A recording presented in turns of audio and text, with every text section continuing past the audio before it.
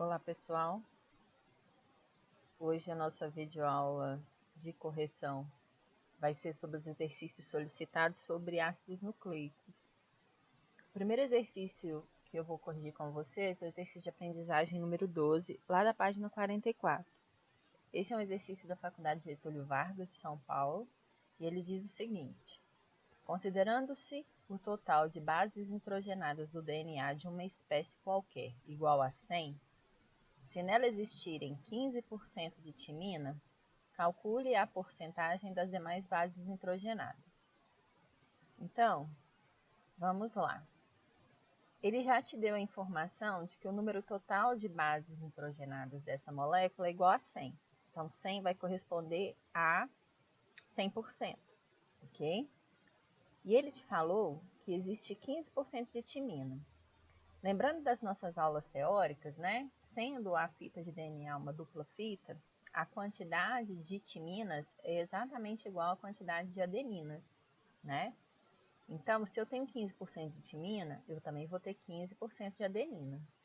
Somando os 15% de timina com os 15% de adeninas, eu tenho 30%. Então, os outros 70% vão ser representados pelas bases guanina e citosina. 70% dividido por 2 é 35%. Então, a gente conclui que a gente tem nessa molécula em específico, cujo total de número de bases é igual a 100, eu tenho 15% de timina, 15% de adenina, 35% de citosina e 35% de guanina, ok? Levando em consideração o pareamento timina-adenina e vice-versa, e guanina-citosina, ok? Então, é um exercício mais matemático do que biológico, mas vocês têm que ter esse raciocínio biológico de que a adenina sempre pareia com timina, citosina sempre pareia com guanina. O segundo exercício que a gente vai fazer a correção é o exercício de aprendizagem número 13, ele está lá na página 44. É um exercício da UDESC e ele fala o seguinte: a figura representa esquematicamente um nucleotídeo. Essa molécula é de extrema importância para todos os seres vivos, em razão dos diferentes papéis que desempenha no interior das células. Um dos papéis está relacionado à sua capacidade de formar diferentes polímeros no interior das células. Então, tem a figura desse nucleotídeo, que é representado pela base nitrogenada, o açúcar de 5 carbonos e o grupo fosfato. E esse nucleotídeo, ele forma quais polímeros? Só para a gente fazer uma revisão. Pode formar DNA, pode formar RNA, pode formar o ATP. Então, vamos lá. Analise as proposições em relação ao nucleotídeo. 1. Essa estrutura molecular é encontrada nas células de todos os seres vivos? Essa afirmativa é verdadeira, porque todos os seres vivos que nós conhecemos, eles têm DNA ou RNA como ácido nucleico. Então, se todos os seres vivos têm DNA ou RNA, nucleotídeo vai ser encontrado em todos esses seres. A afirmativa número 2, ela fala o seguinte: existem 5 tipos de bases nitrogenadas que podem se ligar ao açúcar. Aí vocês vão lembrar, quais são as bases nitrogenadas que vocês conhecem? Adenina, timina, citosina, guanina e uracila. Então, de fato, existem 5 tipos de bases nitrogenadas que podem se ligar a esse açúcar. Terceira afirmativa, o açúcar que se une ao fosfato e à base nitrogenada tem em sua estrutura 5 carbonos? Verdade. Aí, esse açúcar é uma pentose, é um açúcar de 5 carbonos, seja no DNA, no RNA ou no ATP. Verdadeira afirmativa também. 4. Os nucleotídeos são as unidades que formam os ácidos nucleicos? Sim. O RNA e o DNA são os ácidos nucleicos e eles são compostos a partir de subunidades menores que a gente chama de nucleotídeos. A 4 também está verdadeira. E a 5. Nucleotídeos se ligam por meio de suas bases nitrogenadas e estabelecem ligações entre o açúcar de um e o fosfato do outro, né? Então, a gente aprendeu, por exemplo, que na dupla fita de DNA, A base nitrogenada de uma fita interage quimicamente com a base nitrogenada da outra fita, formando aqueles pares adenina-timina, ou vice-versa, e citosina-guanina, ou vice-versa. Então, a primeira parte, né, dessa afirmativa está correta. E vamos ver, estabelecem ligações entre o açúcar de um e o fosfato do outro? Então, se vocês voltarem lá nos slides de explicação, vocês vão ver que o nucleotídeo interage com o nucleotídeo vizinho a partir de uma ligação que a gente chama de fosfodiéster. Essa ligação fosfodiéster ela vai acontecer sempre entre esse grupo fosfato e o açúcar do nucleotídeo seguinte, né? Então, a segunda parte da afirmativa também está correta. Então, a gente viu que as 5 afirmativas em questão, elas estão corretas. Gabarito para esse exercício seria a letra E, todas as afirmativas são verdadeiras. Vamos agora para o exercício de aprendizagem número 14, da página 45. Ele fala, os vírus são parasitas intracelulares que necessitam da célula hospedeira para se reproduzir. Eles podem ser classificados como adenovírus, quando possuem DNA como material genético, e retrovírus, quando possuem como material genético o RNA. Diferencia os 2 materiais genéticos citados quanto ao, né? Então, vamos falar um pouquinho do enunciado. Vírus, de fato, é conteúdo para vocês estudarem lá na 2ª série. Mas o objetivo dessa questão não é discutir vírus. O objetivo dessa questão é discutir os ácidos nucleicos. Esse é o conteúdo da 1ª série. Então, vocês têm os 2 ácidos nucleicos citados aí, o DNA e o RNA. Então, a questão quer que você diferencie esses ácidos nucleicos quanto ao tipo de pentose presente no nucleotídeo. Então, a gente viu que no DNA, a pentose é a desoxirribose e no RNA, a pentose em questão é a ribose, ok? Quanto às bases nitrogenadas, adenina, citosina e guanina são bases nitrogenadas comuns tanto ao DNA quanto ao RNA. Agora, a timina é base exclusiva do DNA, enquanto a uracila é base exclusiva do RNA. E a letra C, contra a estrutura da molécula. Para a maioria dos seres vivos que nós conhecemos, o DNA sempre vai ser dupla fita e o RNA vai ser sempre simples fita. Mas para os vírus, né, essa classificação ela é um pouco diferente. Em vírus, você tem vírus de RNA fita simples e existem vírus de RNA fita dupla. Assim como existem vírus que têm DNA fita simples e existem vírus também que têm DNA fita dupla, ok? Então, basicamente, com essas informações, vocês conseguem responder esse exercício de número 14.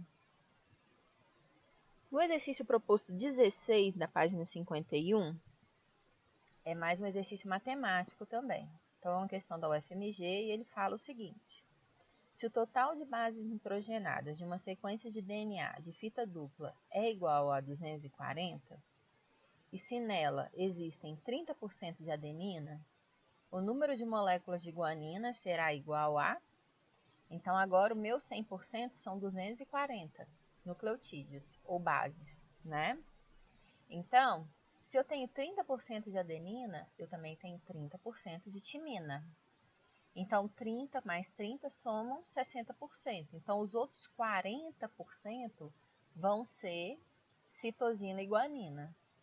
Então, eu tenho 20% de guanina, 20% de citosina, 30% de adenina, 30% de timina, formando o 100%, ou seja, 240 bases. Então, vocês vão fazer agora uma regrinha de 3. 240 bases representa meu 100%, 20% representa X bases. Fazendo essas contas, vocês vão achar que X é igual a 48. Então, o número de guanina é igual a 48. Gabarito letra A. Esse exercício da seção Enem, número 1, da página 52, ele também é um exercício matemático. É um exercício relativamente recente, do Enem de 2016. Ele fala o seguinte, em 1950, Erwin Chargaff e colaboradores estudavam a composição química do DNA e observaram que a quantidade de adenina é igual a de timina. E a quantidade de guanina é igual a de citosina, na grande maioria das duplas fitas de DNA. Em outras palavras, esses cientistas descobriram que o total de purinas, ou bases púricas, adenina mais guanina, e o total de pirimidinas, ou bases pirimídicas, citosina mais timina, eram iguais. Um professor trabalhou esses conceitos em sala de aula e apresentou como exemplo uma fita simples de DNA com 20 adeninas, 20 adeninas, 25 timinas, 30 guaninas e 25 citosinas. Qual a quantidade de cada um dos nucleotídeos quando considerada a dupla fita de DNA formada pela fita simples exemplificada pelo professor? Então vamos lá, né? Vocês têm que pensar o seguinte, ó.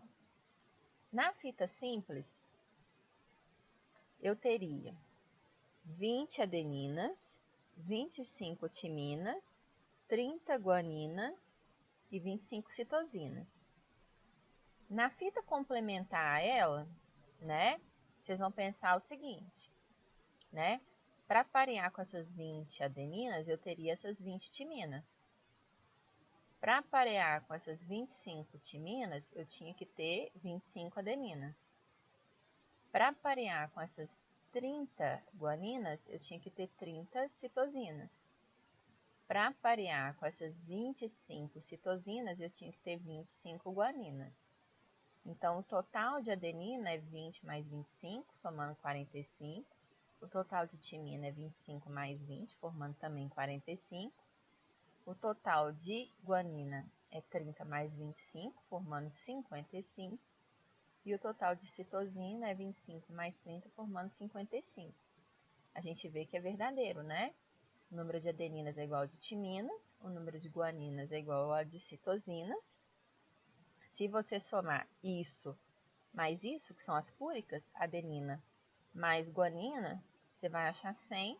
Se você somar citosina mais a timina, você vai achar também 100, ok? Então, o gabarito para essa questão é a letra C. 45 adenina, 45 timina, 55 guanina, 55 citosina, né? Então, é um exercício mais matemático também. E, fazendo agora a correção dos nossos exercícios propostos no formulário Google do dia 13/4 a dia 17/4, né? A gente tem esse primeiro exercício que faz referência à água e sais minerais. Então, vamos lá.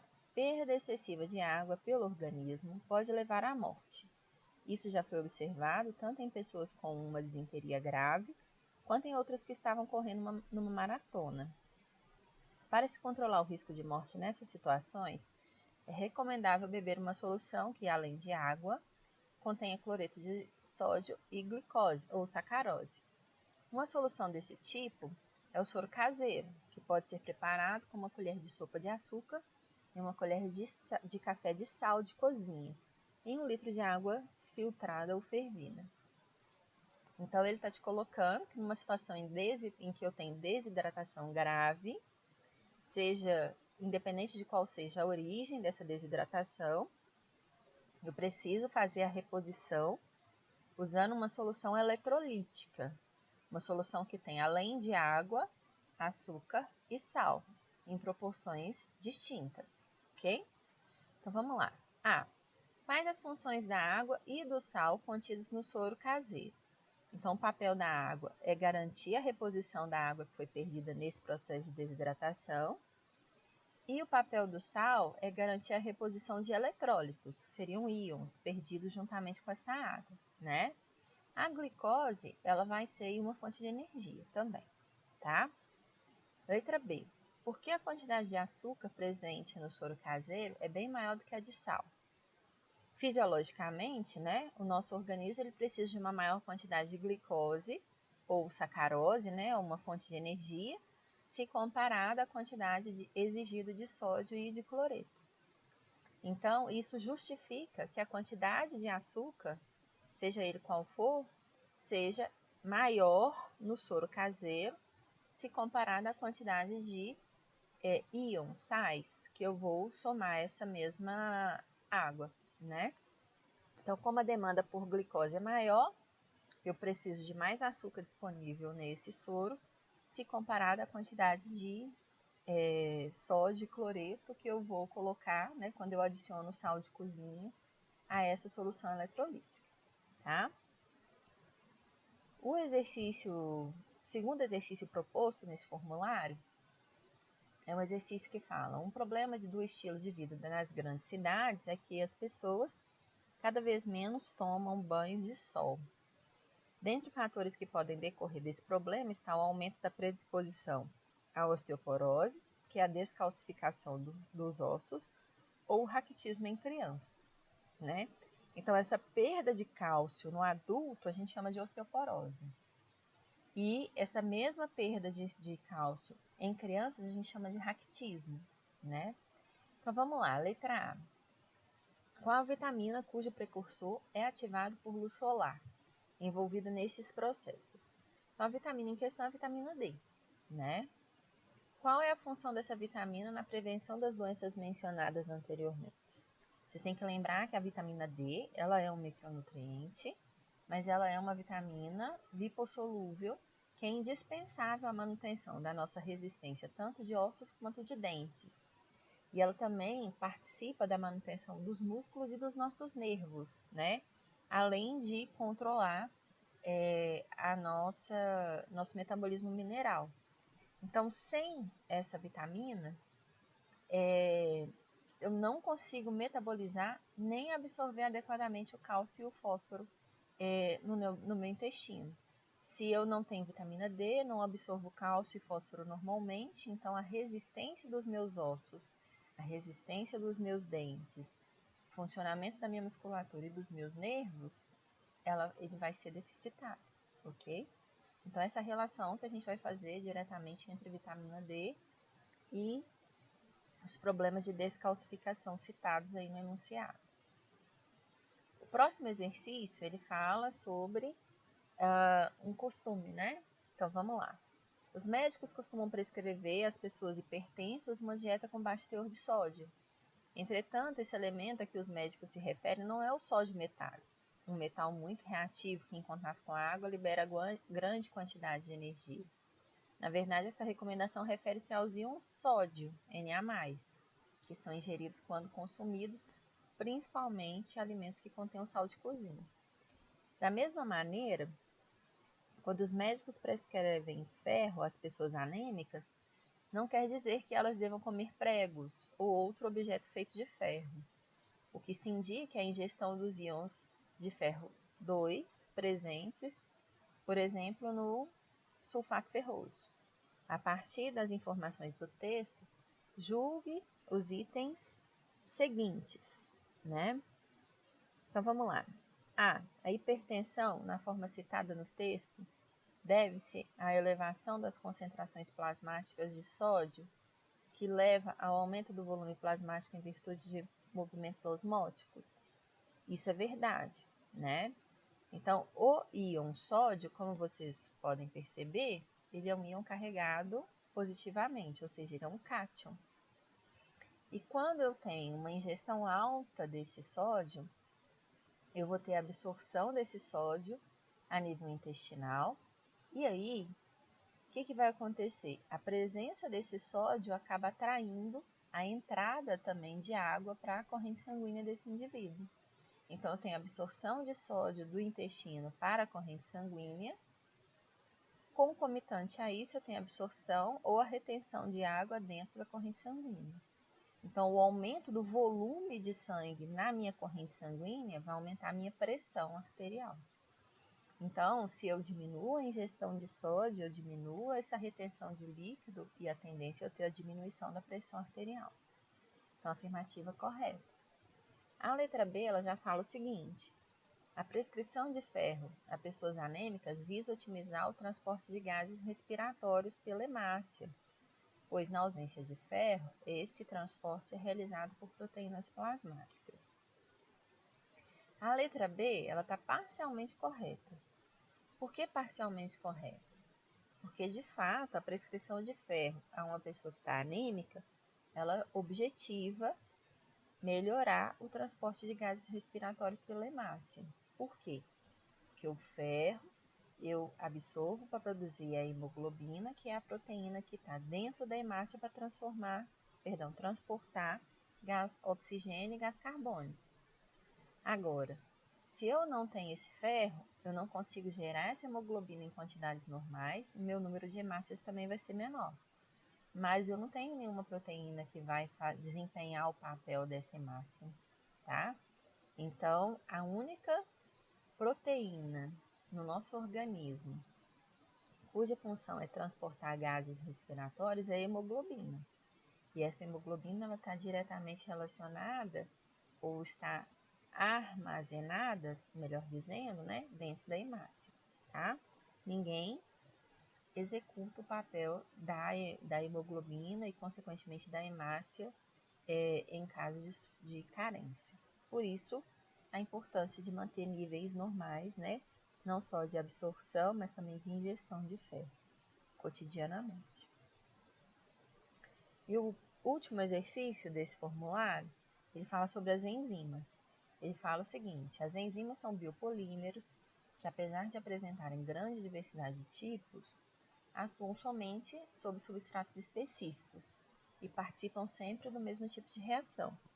Justifique por que as enzimas são específicas na relação enzima-substrato, né?